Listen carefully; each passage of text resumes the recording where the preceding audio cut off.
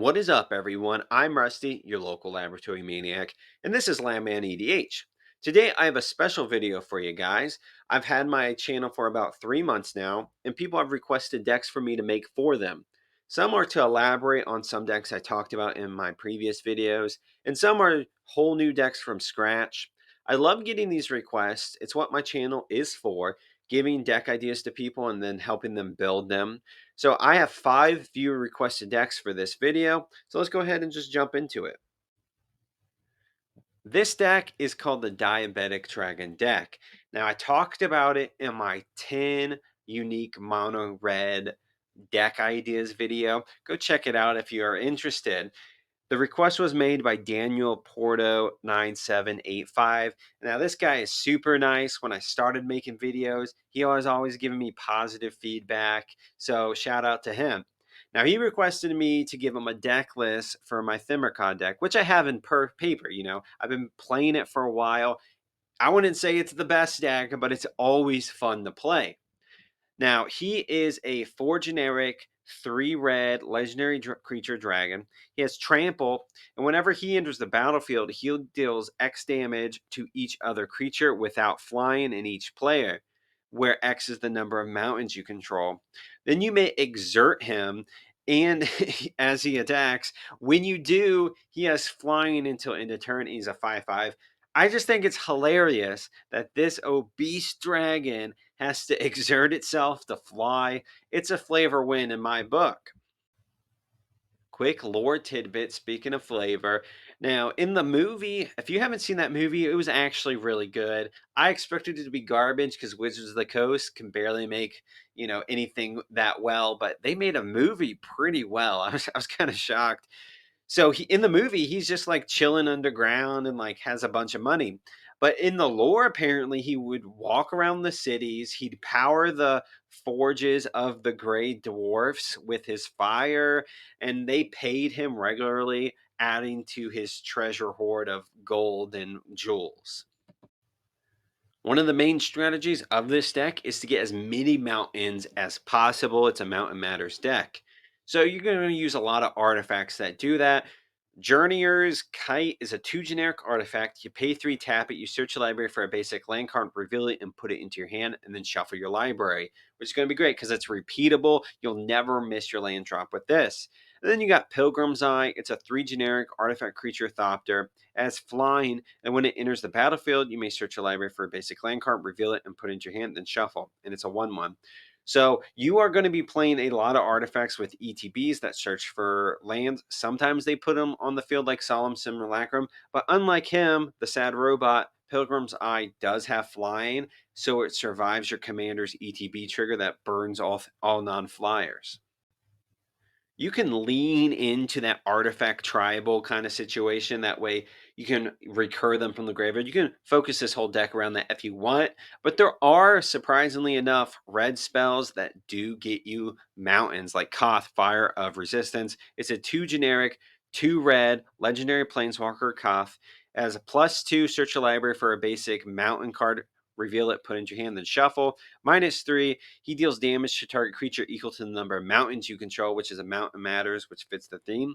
Then you can -7, you get an emblem that says whenever a mountain enters the battlefield under your control, this emblem deals 4 damage to any target, and it starts at 4 loyalty. Now, that is essentially a Valaka ability on an emblem, so your opponent will never get rid of it. There is no emblem removal. And then one of the newer cards you may have got in a pack is Call the Mountain Kokobo. It's a 3 generic, 1 red sorcery. You search your library for a mountain card, reveal it, and then put it into your hand, then shuffle. You create a 2/2 green bird creature token with whenever a land enters, this creature gets +1/+0 until end of turn. Unfortunately, it doesn't have flying that because so it might die to your Thimbercon coming into play, and you can flash this back in for 6. You can also lean into the dragon tribal if you want. Nesting Dragon is a good example of a dragon that cares about lands. It's a 3 generic, 2 red dragon, it has flying, And whenever a land enters the battlefield under control, you get a 0/2 red dragon egg creature token with Defender. And when this creature dies, you create a 2/2 red dragon creature token with flying and pay 1 red. This creature gains +1/+0 until end of turn. It's a 5/4. So it makes red eggs, and those dragon eggs hatch into 2/2 dragons with fire breathing. I really like it. I kind of wish this was a legendary because I would love to make a deck based around getting an army of eggs that hatch. That'd be pretty cool. Then you got Akum Hellkite. It's a 4 generic, 2 red dragon flying. Whenever a land enters the battlefield under your control, this creature deals 1 damage to target creature or player.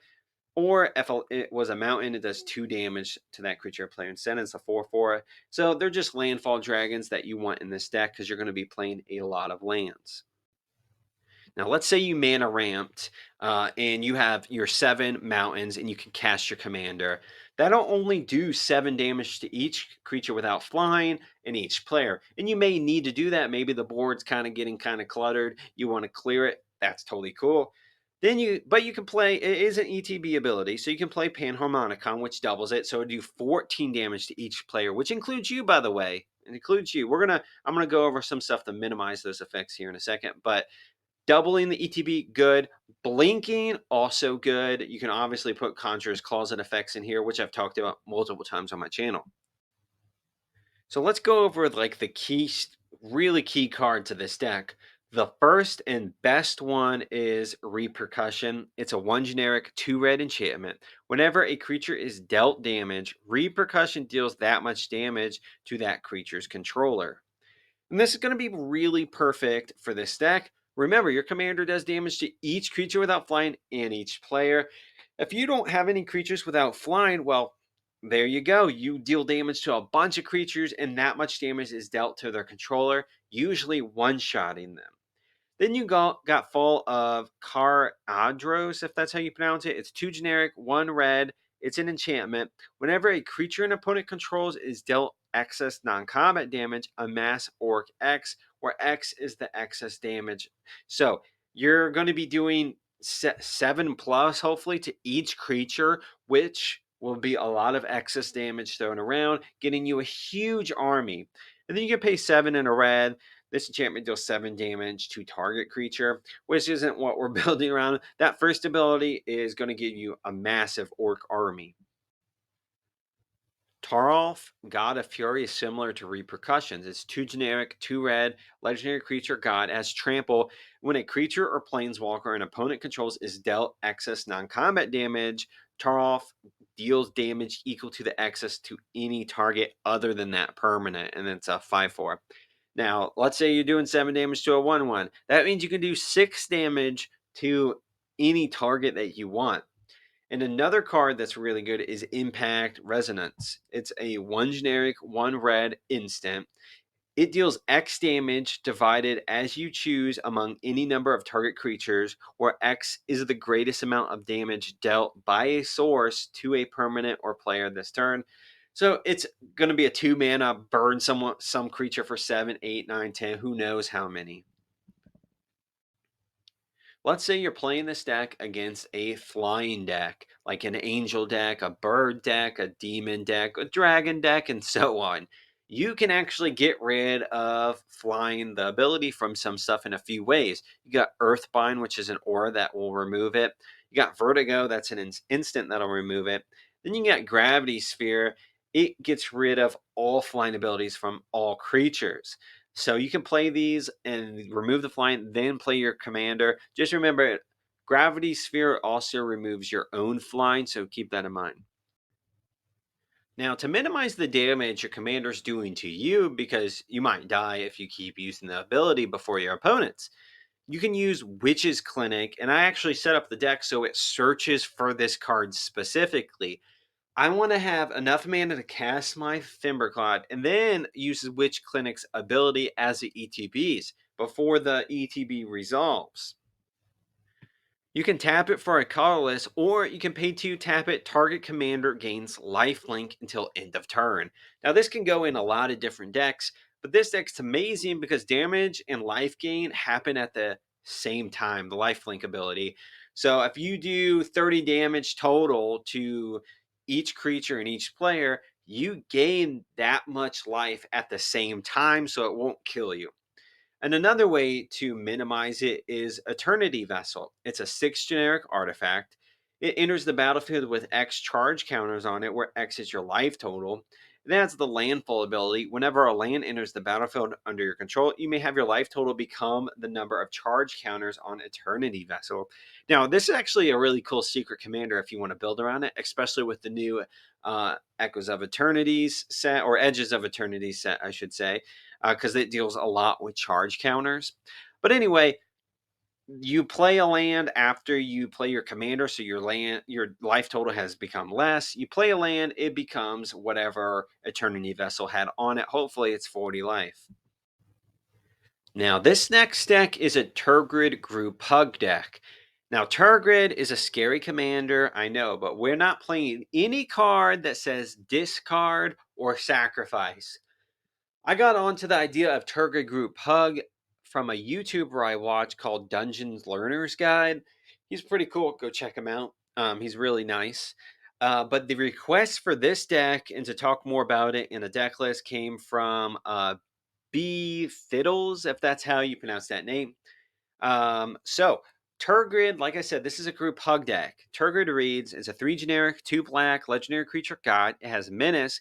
When an opponent sacrifices a non-token permanent or discards a permanence card, you may put that from the graveyard onto the battlefield under your control, and it's a 4/5. So this whole deck is going to be based around her, uh, face-up ability. She does have a transform backside, but we don't really want to use that because we're going to not have a single sacrifice card or a single discard. We want them to, if they sacrifice something, just happened for their ability. Maybe they're playing aristocrats. That's going to benefit us. Also, we're going to make them draw till they have more than 7 cards in hand. And as you know, at the cleanup, they have to discard down to hand size. Quick lore tidbit about Tergrid. She has a shadow that tries to strangle her. It started when she was 4, but eventually she beat it after battling it for days. Imagine a 4-year-old battling a shadow for days. That's pretty cool. Now, as a baby, she cried in an unknown language that made people go insane. She has a form of Tourette's where she blurts out curses on people and predicts their future. It's usually a negative future. Her sister is Essica, if you remember, the one that like turns into the enchantment that cheats out things from the top of your library. That's her sister. Now she's based on the Norse god Not. Now, I just really like Turgid. I've always hated facing against a Turgid deck because they discard, they make you sacrifice, and they steal everything. That's not what this deck is doing, but I just love her lore. I don't know why. I just really like her lore. Now, you've heard of Howling Mine effects. I don't need to go over Howling Mine and Font of Mythos and all those artifacts that do that. But did you know about Viz lore? He is a 3 generic, 1 black legendary creature rogue. When he enters the battlefield, you may have an opponent gain control of it, and if you do, it's goaded for as long as they control it. So you don't have to let them gain control of it. It is a May ability. But at the beginning of your end step, draw a card and lose life equal number of cards in your hand as Doctor's Companion is a 2/5. So if you do give it to them, they will get to draw an extra card, and then they get punished for having a large hand size, which is part of our strategy. You got Omnixless, the Hate Twisted. He's a 3 generic, 2 black, legendary Planeswalker, Nixless. Uh, it's weird that they only put his last name on there. Whenever an opponent draws a card, Omnixless, the Hate Twisted, deals 1 damage to that player, and you can -2 to destroy a creature. Its controller draws 2 cards, and it starts at 5 loyalty. So it's removal, it punishes them for drawing, and then makes them draw. Okay, guys, read that fine print. I said we're not going to play any discard spells, but we will be playing some maximum hand size reducer spells. It was actually something that the rats on Kamigawa used to do. They should kind of bring that back. I think that's a cool strategy. You got Locust Miser, it's 2 generic, 2 black, Rat Shaman. Each opponent's maximum hand size is reduced by 2, and it's a 2/2. This would be a cool, like, secret commander strategy to actually build around. Get as many of these as possible. Make your opponent's hand size in the negatives. I don't even know if that's possible. Then you got Nat Miser. It's a 1 black. It's a rat shaman. Each opponent's maximum hand size is reduced by 1, and it's a 1/1. Now, most of your Howling Mine effects will help you out because you want draw anyway. So, Sword of War and Peace is a good card to have. It's an equipment for 3 mana. Equipped creature gets +2/+2 and has protection from red and white. Whenever the equipped creature deals combat damage to a player, the sword deals damage to that player equal to the number of cards in his or her hand, and you gain 1 life for each card in your hand, and it's equipped too. So it punishes them for having a large hand size and benefits you for having a large hand size. Then you got Kagemaro, the First to Suffer. He's a 3 generic, 2 black legendary creature, demon spirit. His power and toughness are each equal to the number of cards in your hand, and then you can pay a black, sacrifice them. All creatures get neg X until end of turn, where X is the number of cards in your hand. So he is going to be a large creature. You're going to have no maximum hand size usually, so hopefully he's a huge creature. And then if you need to, you could board wipe equal to his power. Now, when I see any Kamigawa legend from the old Kamigawa blocks, I want to know their story. They are always so interesting. I know that block wasn't really liked at the time, but I think people have come to appreciate it. Now, Kagimaro was the first human to become so evil that his spirit became an Oni, which is demon in Japanese. Kagemaru's human flesh tones are still visible, and his 7 pair of hands appear human, but there is little else evoking his original life form. His body is swollen into a grotesque, gluttonous sack that trails behind him. And atop what remains of his torso is a dark purple sphere with a skeleton horn masked on it. Now that's just pretty cool. This dude was so bad that his spirit became a demon, and that's how demons can be created on Kamigawa. I didn't know any of this. Now think of any black spell that draws cards. What do you picture? Maybe Ambition's Cost, Necropotence, all make them make you pay life in order to draw cards. It's Magic's way of showing that if you go to like a demon or something and you want power, you have to exchange your life for that knowledge and power. And we're going to be doing that to our opponents. We're giving them cards in this situation. We're the demons. We're giving them cards and they're going to have to pay us with their life. So Viceling is a 4 generic artifact creature. At the beginning of each opponent's upkeep, Viceling deals X damage to that player, where X is the number of cards in his or her hand, -4. It's a 2/2. So if they have 7 cards in hand, boom, they take 3 damage. That's their price for getting draws from us. Then you got Ebony Owl Nazuki. It's a 2 generic artifact. At the beginning of each opponent's upkeep, if that player has 7 or more cards in hand, Ebony Owl deals 4 damage to him or her. So the price for having that much knowledge, boom, 4 life. And you got Miser's Cage, which, if you remember, those rats were misers. It's a 3 generic artifact. At the beginning of each opponent's upkeep, it's been eroded. I know I have the old card on the slide here, but it's been eroded. At the beginning of each opponent's upkeep, if that player has 5 or more cards in hand, Miser's Cage deals 2 damage to them. Then you got Iron Maiden. It's a 3 generic artifact. During each of your opponent's upkeeps, Iron Maiden deals 1 damage to that player for each card more than 4 in their hand. So it's similar to the Viceling. It does essentially the same thing, except for it's not a creature.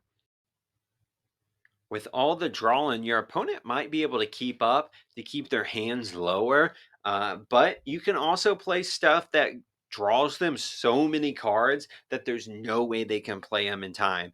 You got Eldritch Pact. It's a 6 generic, 1 black sorcery. Target player draws X cards and loses X life, where X is the number of cards in their graveyard, which hopefully will be a lot of cards because they're casting a lot of spells and they're also hopefully discarding the hand size. Then you got Peer into the Abyss. It's a 4 generic, 3 black sorcery. Target player draws cards equal to half the number of cards in their library and loses half their life, round up each time. This, if you have Tergrid out and you like cast this somehow at like instant speed, you essentially just win the game. There's nothing they can do. You will get half their stuff unless they just discard all sorceries and instants. You're going to be made in the shade here. And two interesting cards that you can play in this deck and many other decks are Doomsday Excruciator. It is a black. So six blacks creature demon as flying, and when it enters, if it was cast, each player exiles all but the bottom six cards of their library face down. And then at the beginning of your upkeep, you draw a card, and it's a 6/6. So we're going to be making our opponents draw a lot. Doomsday Excruciator can be something that ends the game quickly. And then Endless Whispers is a card I don't see often played enough, but people don't want to give your opponent's creatures. But it's a 2 generic, 2 black enchantment. Each creature has the ability when this creature is put into the graveyard from play, choose target opponent. That player puts this creature card from the graveyard into play under his or her control at end of turn. So things are dying left and right, and someone else gets them, and it keeps going because it doesn't say exile it when it leaves play. It just goes back to the graveyard, and then you get to target a player to gain control of it. It's an amazing card. Now, this next one is a deck I never really built or talked about on my channel. There was a person, Gunjong, who requested me making a Warrior of Light deck, which is the reskin of Joda the Unifier from Final Fantasy. And he asked me to only use Final Fantasy cards. And I thought that was really cool. Now, I have built decks just like that for other things. I have a Warhammer deck that only plays Warhammer cards.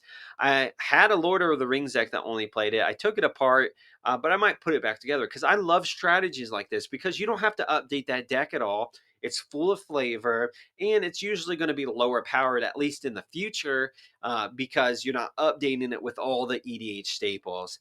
Now, if you don't know, Joda the Unifier is Wooburg colors. It's a legendary creature, human wizard.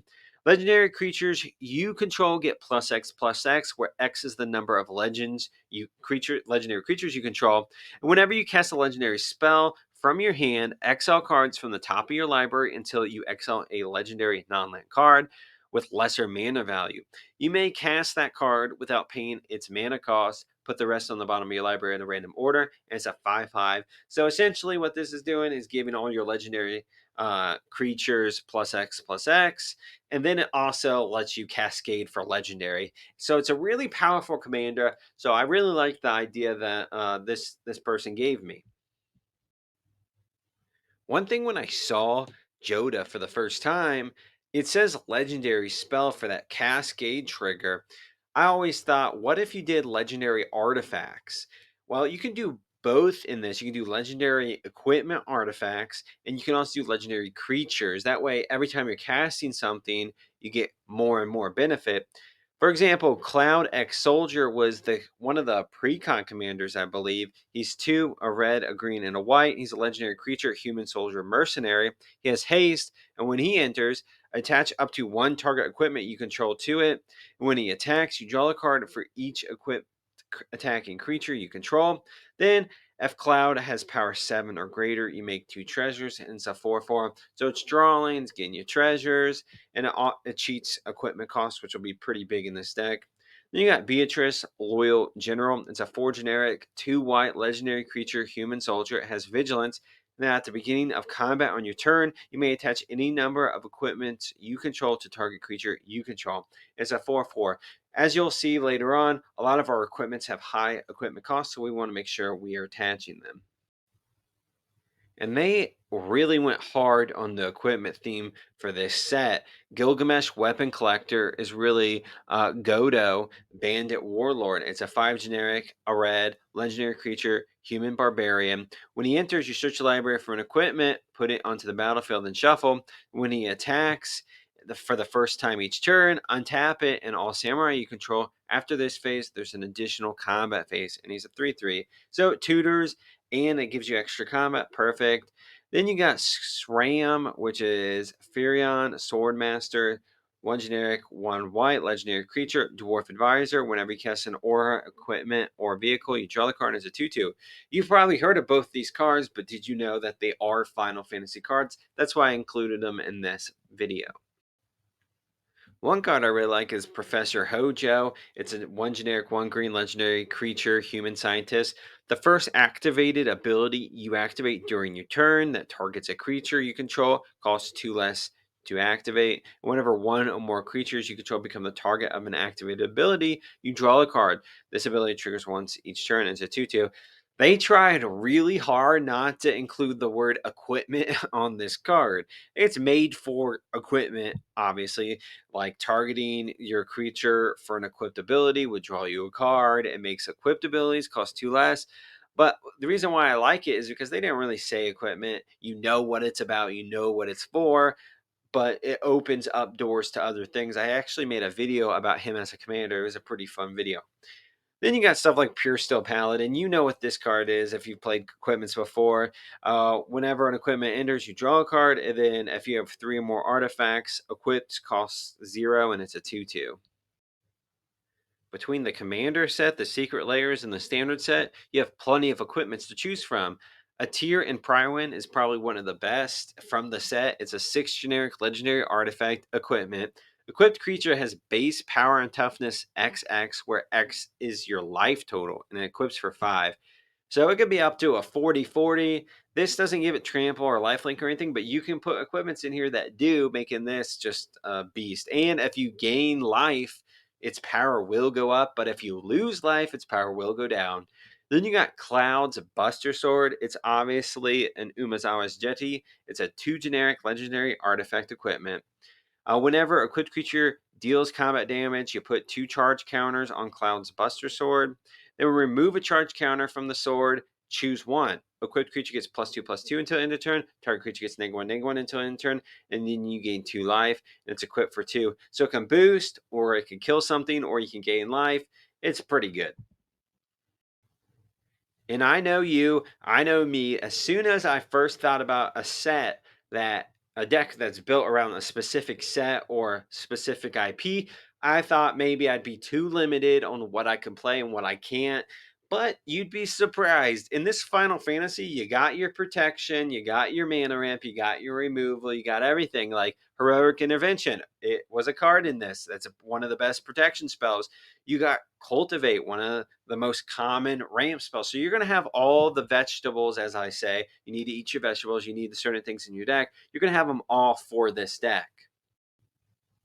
And the land base is also going to be something that's going to be pretty easy. Remember, they made a bunch of commander decks with all the staples that you need. You got your command towers, your exotic orchards. This deck might want Spire of Industry, which is an artifact related land that can produce any color. You also got your towns that double as sorceries from this set. So you have plenty of options for land. This next deck comes from my 10 mono black deck ideas video. It's over Neverending Torment, which is an epic ability, like it has the ability epic, not that it is epic, although it kind of is. It is essentially you're trying to exile your opponent's library. And Aiden Rocket actually requested this. He said, I was flirting with the idea of making a never ending deck with the new Fandaniel at the helm, but found it wasn't very cohesive as a deck. Would also love a deck video on this. Well, look no further, Aiden. So we got Fandaniel here. He is a 4 generic, 1 black legendary creature, Elder Wizard. And then whenever you cast an instant sorcery spell, you surveil one. At the beginning of your end step, each opponent may sacrifice a non-token creature of their choice. Each opponent who doesn't loses 2 life for each instant and sorcery card in your graveyard and stuff 4/5. Now I kind of like this guy because he actually makes a timetable for your opponents. Because once you cast an epic ability, as you'll see, you can't cast anything else. So let's get into it. Quick lore tidbit about him. He's a flamboyant, whimsical, and impulsive sadist with a flair for theatrics. He considers himself an artist in the horrors he creates via his mastery of the ether manipulation. He possesses his current body. I guess he died and he's possessing this one, and he prefers it over his old life. So this guy's pretty dark. Now, Villainous Broker of Blood was the original commander, and I made it because there was a lot of instants and sorceries that say, hey, draw 2 cards, lose 2 life. And I thought, since the theme of black, as we said earlier, was to draw things, but you pay your life for it, I thought Villainous would be pretty cool. He essentially will let you draw cards for each life you lose. He's a 5 generic, 3 black legendary creature demon. He has flying. You pay a black, pay 2 life. Target creature gets -1/-1 until end of turn. And whenever you lose life, you draw that many cards, and he's an 8/8. So this guy is super powerful. He is going in the 99 of this deck. You do still want to get him out, but you want your commander to be essentially the way in the game. Now, speaking of ending the game, the achievement unlock of this deck is Never Ending Torment. It's a 4 generic, 2 black sorcery. Search target player's library for X cards, where X is the number of cards in your hand, then remove them from the game. Then that player shuffles their library and has the epic ability. Now, epic means for the rest of the game, you can't play spells, and at the beginning of each of your upkeep, copy this spell except for its epic ability. You may choose a new target for the copy. So the whole goal is have a way to get a bunch of cards in your hand, whether it's Phyllis, whether it's just like Peer into the Abyss or something like that. And then use Never Ending Torment every turn, exiling 20, 30, 40 cards from a player's deck. And remember, you get to choose the cards. It's not exile the top X cards. It's you're looking through their deck, pinpointing their strategies and getting rid of all of it. Maybe you want to get rid of all the removal. Maybe you want to get rid of all their lands. It just depends. And that's going to be kind of the theme of this deck, is getting rid of your opponent's library. It's almost like milling, but with extra steps. 2 cards you might want to play: Nightmare Incursion. It's a 5 generic, 1 black sorcery. Search target player's library for up to X cards, where X is the number of swamps you control, and remove them from the game. Then that player shuffles his or her library. Then you got Sadistic Sacrament. It's a 3 black sorcery. It has a kicker for 7. Search target player's library for up to 3 cards, exile them. Then that player shuffles his or her library. If Sadist Sacrament was kicked, instead search that player's library for up to 15 cards, exile them, and then that player shuffles their library. So you're getting cards from your opponent's library, you're searching it, and you're exiling them. Here's 2 cards you're definitely going to want to play. You got Doomsday Excruciator, which we talked about earlier in this video. Exiles all but 6 cards of the library. But then you got Ulamog the Defiler. It's 10 mana, legendary creature Eldrazi. When you cast it, target opponent exiles half their library rounded up. That has ward, sacrifice 2 permanents. And then when it enters the battlefield, it enters with a number of +1/+1 counters on it equal to the greatest mana value among cards in exile. Then he is Annihilator X, where X is the number of +1/+1 counters on him, and he's a 7/7. If you cast this, you are gonna be made in the shade, basically. You exile half their graveyard, or sorry, half their library, and then bing bada boom, your Never Ending Torment just got way better. Now, Outrageous Robbery is another one you might want to play. It's an X spell with 2 black, instant. Target player exiles the top X cards of their library face down. You may look at and play those cards as long as they remain exiled. If you cast a spell this way, you can spend any mana to cast it. Okay, so basically, you're stealing. It's like almost like Villainous Wealth, but you have to pay for them. However, it is an instant, and we're going to be producing a lot of mana. We'll have Orborg, we'll have Cabal Coffers, we'll have Nykthos, Shrine to Nyx, and we'll be producing a lot of mana. We'll have all our mana doublers as well for black. So you can exile easy 20, just 20 cards off the top of your opponent's library at instant speed. Then there's Bitter Ordeal. It's a 2 generic, 1 black sorcery. Search target player's library for a card and remove it from the game. Then they shuffle. Then it has Gravestorm. So Gravestorm says whenever you play this ability, copy it for each permanent put into a graveyard this turn. You may choose new targets for the copy. So if you end up milling them, which there are a few ways to do that in this deck, bang bada boom, you get rid of so many cards. Gravestorm also is an ability you could go infinite with, and we may get into those here in a bit, but you can play this deck and go infinite pretty easily if that's the path you want to take.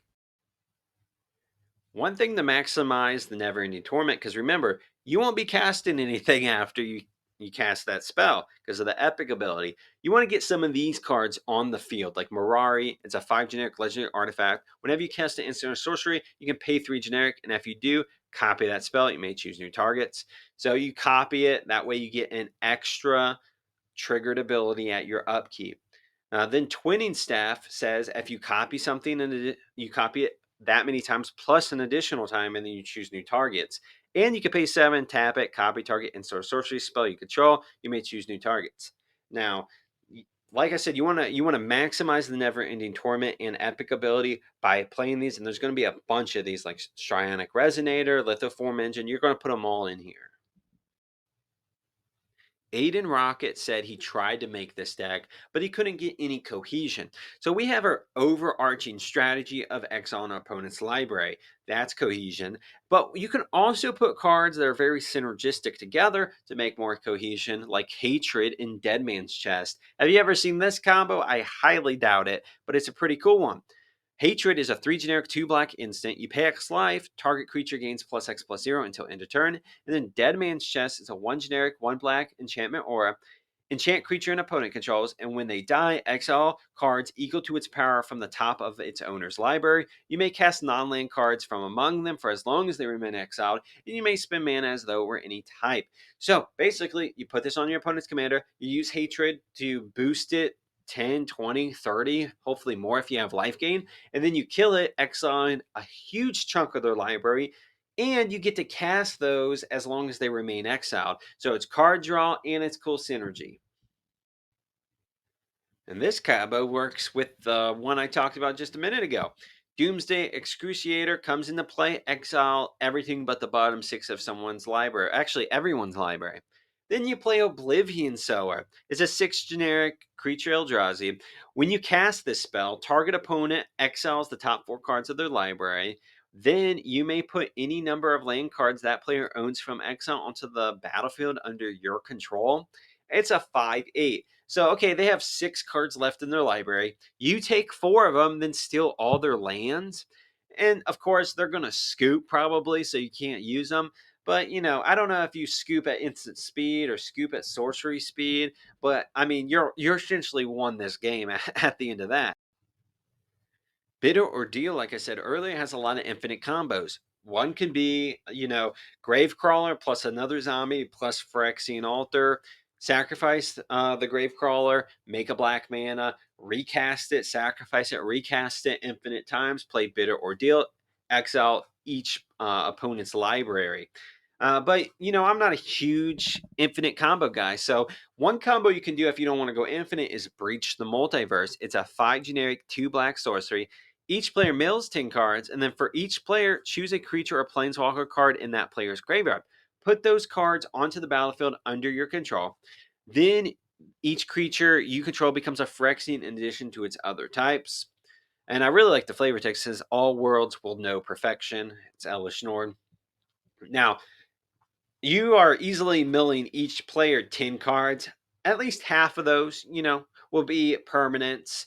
So that's Bitter Ordeal gets copied 20 times. That's pretty, I mean, that's pretty good. And you're going to get instants and sorceries in your graveyard, which you want for your commander anyway.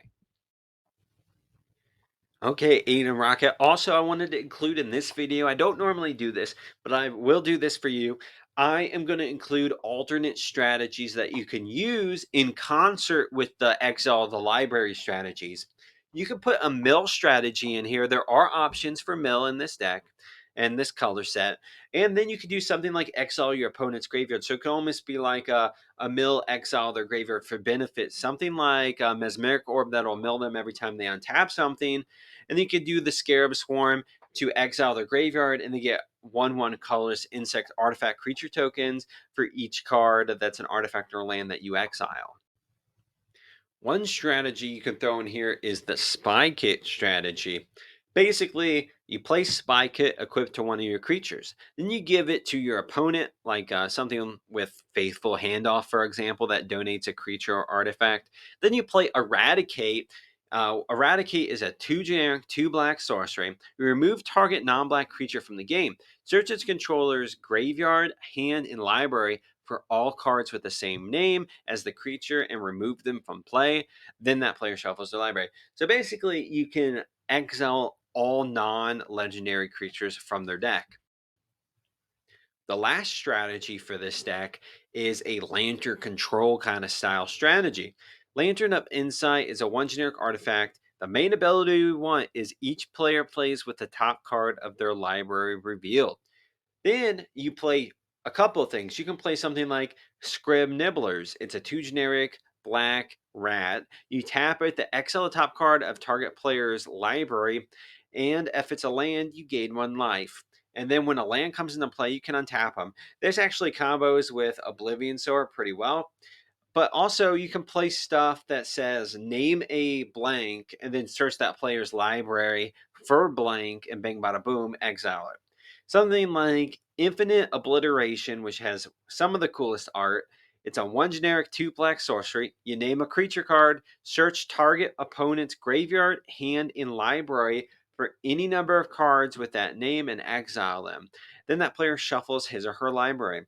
So obviously, if they're playing something like Relentless Rat, you essentially just win the game there. But you name whatever is on top of your opponent's library, and if you don't want them to have it, you can play this. You can also play something like Codex Shredder that mills the top card. So Lantern of Control, it does take a player who is patient with a keen mind essentially because you're like I don't want that. You're making a lot of choices, so if you like a deck like that, adding this combo situation, this package in would be really great. This last deck is for Shantran 4801. On one of my Final Fantasy videos, he posted that he wanted me to build around the Judge Magister Gabrineth. Now, I wasn't talking about this guy in the video, but he wanted it, and I appreciate his comment.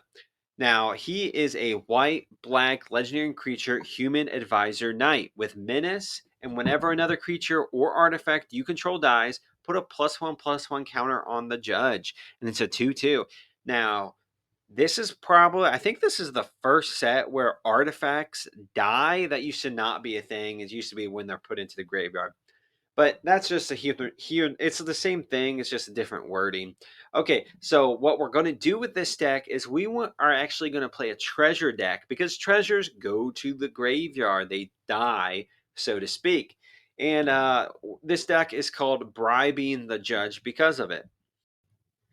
Now, if you think Urza and Mishra hated each other, get a load of the judge. He's the highest rank in his empire's military, and while he appears to serve the empire faithfully, he's a torn and broken man. He lies beneath his lordly facade. He absolutely hates his brother and seems to keep him in prison just to taunt him with his failures. He like defeats his brother's allies and says, "Ha ha ha, I killed your boys," and he just keeps them in prison. That is torture to the max. And there is a companion for this deck. It's Loris of the Dream Den. He's a 1 generic hybrid white black hybrid white black. He's a legendary creature, Cat Nightmare. He has lifelink, and during each of your turns, you may cast 1 permanent spell with converted mana cost 2 or less from your graveyard. And to have him as a companion, each permanent card in your starting deck has to have a CMC of 2 or less. And it's a 3/2. Now that is a restriction, and this commander is not the most powerful commander. So it's going to breed some interesting, unique builds. For example, Patch Up and cards like it. It's a 2 generic, 1 white sorcery. Return up to 3 target creature cards with total mana value 3 or less from your graveyard to the battlefield. So one strategy you can use for this is having a lot of 1 CMC cards, and there's a lot of cards that synergize with that strategy. Black is probably the second best color when it comes to treasures. Treasure Dredger is a 1 generic, 1 black human rogue. You can pay a generic, tap it, pay 1 life, you create a treasure token, and it's a 2/2. So it's fitting our 2 CMC less, it's making us tokens. Then you got Forsworn Paladin. It's a 1 mana human knight as menace. You can pay to tap it, pay 1 life, create a treasure token. Then you can pay 3. Target creature gains +2/+0 until end of turn. If mana from a treasure was spent to cast this ability, that creature also gains Death Touch, and it's a 1/1. So it's a 1 CMC, which we love to see in this deck. It's also making that treasure. Now you can also do a legendary creature tribal theme if you want. Now there's a lot of, surprisingly enough, there's a lot of 2 CMC Orzhov legendaries out there. I'm not sure why. It just seems to be a thing that they did. You got this guy, Bartolome. He's a 1 white, 1 black legendary creature, Vampire Knight. You sacrifice another creature or artifact, put a +1/+1 counter on him. It's a 2/1. So he's a sack outlet, which you're going to want. One thing I really hate when I'm playing an artifact based kind of deck is my opponents use Vandal Blast. That's annoying. But what if they use Farewell and exile all of my artifacts? Then I can't get them back from the graveyard. That's why I like to put a few sacrifice artifact cards in an artifact themed deck. Like Arcbound Ravager, who can sacrifice an artifact to put a +1/+1 counter on him, and he has Monitor 1. Ironically enough, the lore of this character, he is technically an aristocrat, so we're going to be playing an aristocrat theme. I know that's not how it works, but I think it's funny that it's like that. You got Disciple of the Vault. It's a black human cleric. Whenever an artifact is put into a graveyard from the battlefield, so whenever an artifact dies, you may have target opponent lose a life, and it's a 1/1. So every treasure you sacrifice, they're losing 1. Every time one of your artifacts that you're going to put a lot of artifacts that sacrifice themselves, boom, they're losing 1.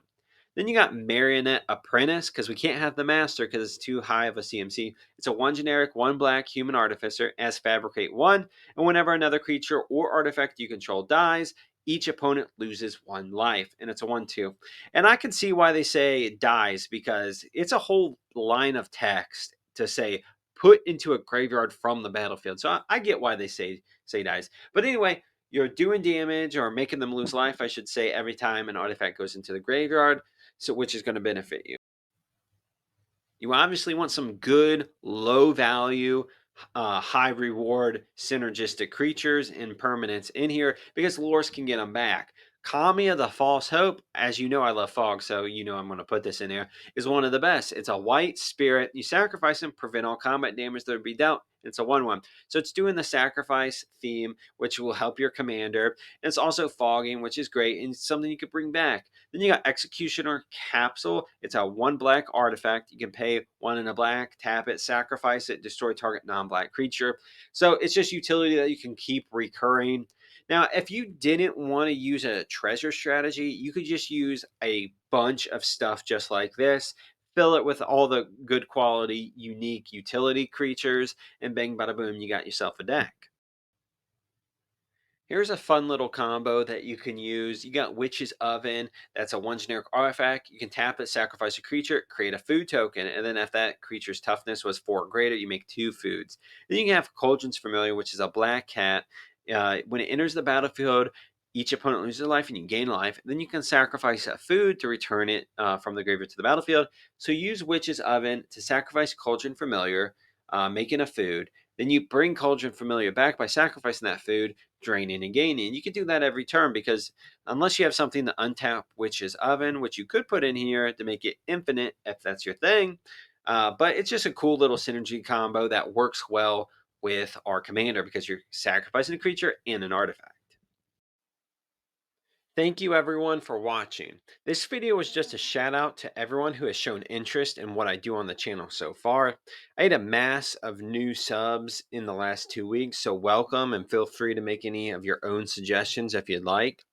It will be my 3rd month of doing this channel coming up tomorrow. It's been a fun experience, and I look forward to making more deck building videos and more lore videos for everyone here. Thanks again, and I'll see you guys in the next one.